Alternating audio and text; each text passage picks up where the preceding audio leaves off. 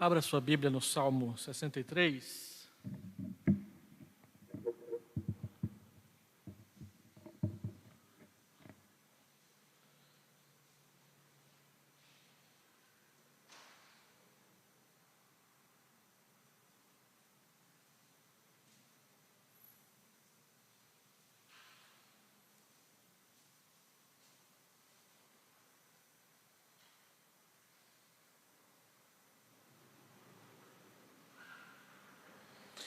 Somente o verso 3 e o verso 4, Salmo 63, o verso 3 e o verso 4.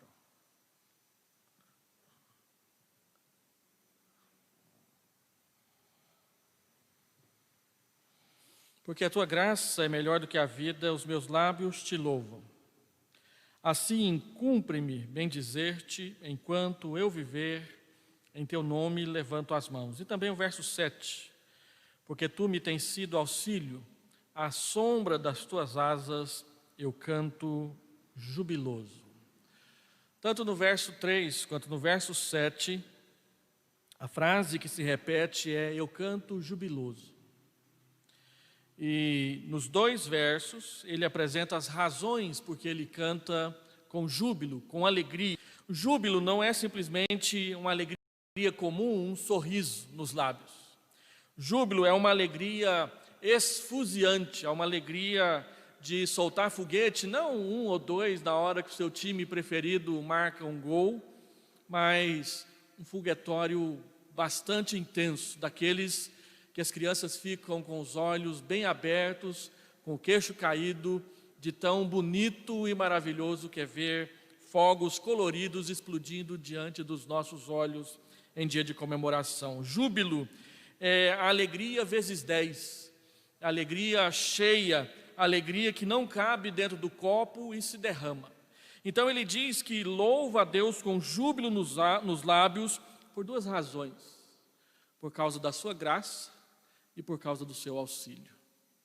Ele diz no verso 3, que nós lemos: porque a tua graça é melhor do que a vida, os meus lábios te louvam, e eu então canto com júbilo diante do Senhor. A graça de Deus, que é o favor que nós não merecemos, mas que recebemos. A graça de Deus, conforme diz um comentarista do Antigo Testamento, que é Deus sorrindo para nós. Em vez de olhar para nós com o olhar sério de um juiz que está ofendido por causa dos nossos pecados, Deus olha para nós e sorri, oferecendo o seu perdão, derramando o seu favor para as nossas vidas. A melhor ilustração de graça que eu já vi até hoje na minha vida foi de um filme da Turma da Mônica. Há muitos anos atrás só tinha um filme da Turma da Mônica. E eu não me lembro bem o nome do filme, mas o filme tinha a ver com uma paródia a respeito de Guerra nas Estrelas. E tudo se passava num planeta que se chamava Cenourando. E lá tinha um Lorde Vilão, que era um coelhão, Lorde Coelhão. E ele dominava a todos e oprimia a todos, e os seus soldados eram robôs. E quando ele mandou prender a princesa, que no caso era a Mônica, os 3 soldados iam levando a Mônica, a princesa, para a prisão, e de repente passou um cometa no céu. E um pedaço do cometa se partiu e caiu sobre o último dos soldadinhos robôs ali que estavam escoltando a princesa. E na hora que esse pedaço do cometa caiu sobre ele, apareceu um desenho de um coração no seu peito. E ele parou, a sua lança caiu no chão, a sua arma, e ele olhava para aquele coração no seu peito, olhava para cima, como quem não conseguia entender, e a sua feição de robô, que era uma feição dura, feia, feroz, se transformou numa feição sorridente, graciosa, feliz, e ele olhava, um coração, de onde veio? Por que foi eu? Por que não foi o segundo? Por que não foi o primeiro? E aquele robozinho se torna um personagem chave em toda a trama, que no final das contas é libertar a princesa e o resto da história eles viveram felizes para sempre. Mas eu achei muito interessante o fato de que aquilo que o desenho parece mostrar que foi uma obra do acaso, as Escrituras mostram para nós que essa questão de mudar o coração, mudar a vida das pessoas, não tem nada a ver com o acaso, mas tem a ver com o Deus que escolheu sorrir para nós. O Deus que escolheu nos tratar bem. O Deus que escolheu nos trazer para perto de si. E o salmista então diz que canta jubiloso o seu louvor, a sua alegria, não cabe no seu peito, não cabe no seu coração, porque a tua graça é melhor do que a vida. Não há comparação. Ele usa um artifício da língua portuguesa que é um comparativo de superlativo. A graça de Deus é melhor. Ela é mais. Ela oferece muito mais. Em segundo, ele diz que louva a Deus com júbilo, não somente porque Deus resolveu de forma unilateral amá-lo, escolhê-lo, chamá-lo para perto de si, mas também porque além de fazer isso, Ele mesmo se colocou do nosso lado e caminha com a gente, porque tu me tens sido auxílio. À sombra das tuas asas eu canto jubiloso. Deus não é somente o Deus que sorri para nós, Ele não é somente o Deus que dispensa favor que nós não merecemos, o Deus que perdoa os nossos pecados, mas além disso, e como disse o pastor Wesley, Ele é um Deus de relacionamento. Ele vem e Ele fica perto. Ele anda com a gente. Ele faz bem para a gente. Quando o tsunami atingiu aquela região da Ásia, e 230 mil pessoas morreram com aquela inundação, alguns deles cristãos, fiéis, missionários que trabalhavam naquela região. Muitas pessoas ficaram sem nada, sem comida, sem água potável, sem médicos, sem nada. E eu me lembro que muitas agências missionárias mandaram vários obreiros e missionários para lá para ajudar. E uma dessas agências missionárias foi a Visão Mundial. A Visão Mundial sempre foi uma agência missionária controvertida aqui no Brasil, porque além de pregar o Evangelho, ela também falava de cuidar das pessoas. E uma estatística diz que as agências missionárias gastam mais com obras sociais em outros países do que diretamente falando do Evangelho. De cada $100 que nós doamos para a obra missionária, só $5 é gasto com obreiro e missão de obreiro. $95 é gasto com comprar insumos, alugar locais, comprar isso, construir aquilo, sementes, roupas e essas coisas todas. Por causa disso, muita crítica foi feita à visão mundial no Brasil no final da década de 80, início da década de 90, mas ela estava presente lá. E os irmãos sabem que aquela região da Ásia que foi fortemente atingida pelo tsunami, ela é marcantemente hinduísta, budista e muçulmana. Então, levava-se água, levava-se roupa, levava-se comida para muçulmanos que gostam de espetar os cristãos quando eles estão desamparados no seu meio. E começou-se o serviço. Então, o reverendo Valdir Stornagel, que é o presidente internacional da Visão Mundial e é brasileiro, é um pastor luterano da parte fiel da igreja luterana aqui no Brasil, ele disse que um muçulmano chegou para ele e falou assim: o Deus de vocês é um Deus bom, porque Ele ajuda a gente. Naquela crise do tsunami, muitos líderes muçulmanos não moveram uma palha para ajudar ninguém. Mas os cristãos que são perseguidos foram para lá, levaram mantimentos, levaram roupas, levaram o evangelho também. Quando eles chegaram lá com seus containers, vários muçulmanos, vários líderes muçulmanos disseram: nós não queremos vocês aqui, vocês estão trazendo roupa, comida, mas o que vocês querem mesmo é que a gente adore Jesus. E eles disseram: olha, de fato nós queremos que vocês adorem Jesus, mas nós viemos aqui repartir o que nós ganhamos dele. E algumas semanas depois, então, um muçulmano, não um líder muçulmano, mas um muçulmano comum, chega para eles e diz: o Deus de vocês é um Deus bom, porque Ele ajuda a gente. Se um muçulmano foi capaz de dizer isso, e nós cristãos? Eu me lembro de uma conversa muito boa que eu tive com o missionário Eliezer, missionário com o qual a igreja de Vila Nova é comprometido, e ele viveu por muitos anos entre os muçulmanos no Moçambique e depois na Tunísia. E ele diz que os muçulmanos chegavam para ele e falavam assim: como é possível você ser uma pessoa tão boa assim e ser cristão? Você tinha que ser muçulmano. Porque para eles, nós cristãos somos gente ruim, gente que faz mal para as pessoas. Mas quando as pessoas começam a ver Jesus em nós, elas começam a perceber que há uma diferença.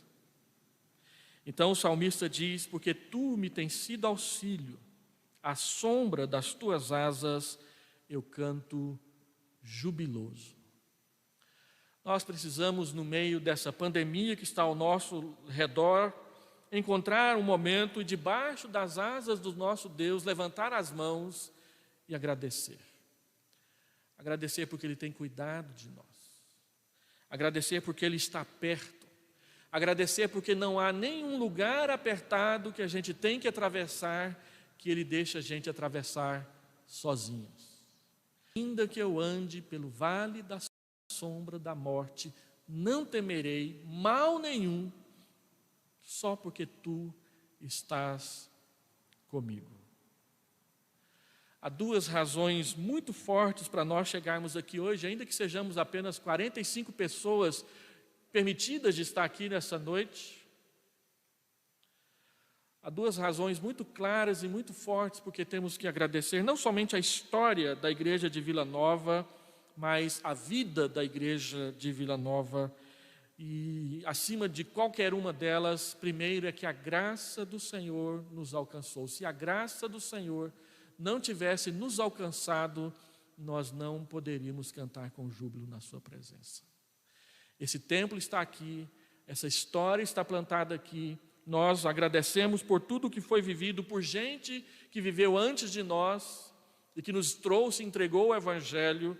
Nós só podemos fazer isso porque a graça os alcançou e através dele a graça também nos alcançou, e ela nos alcançou diretamente porque quem entrega a vida a Jesus não entrega simplesmente por causa da história, mas entrega por causa do encontro pessoal com Deus. O pequeno Samuel tinha sido criado nos caminhos de Deus por sua mãe Ana, mas houve uma noite, houve uma madrugada em que Deus veio até o seu quarto e chamou pelo seu nome. Esse é o momento da graça. Esse é o momento em que o coração surgiu no coração do robô, no peito do robô. Esse é o momento em que não oro, mas Deus pessoalmente olhou e veio até nós. Eu me lembro o dia que isso aconteceu comigo. Foi no dia 28 de fevereiro de 1983. Eu tinha cometido um pecado e por causa disso eu tinha resolvido não voltar mais à igreja, ao templo, às reuniões.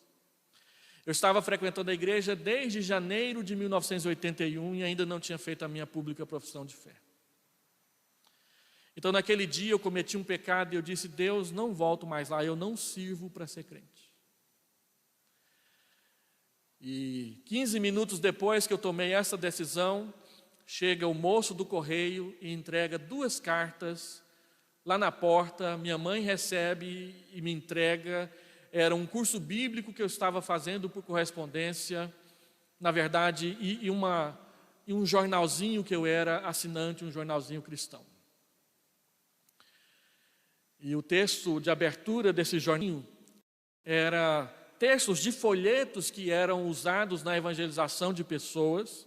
E naquele dia, 28 de fevereiro, o texto que estava na primeira página do jornal era "Volte".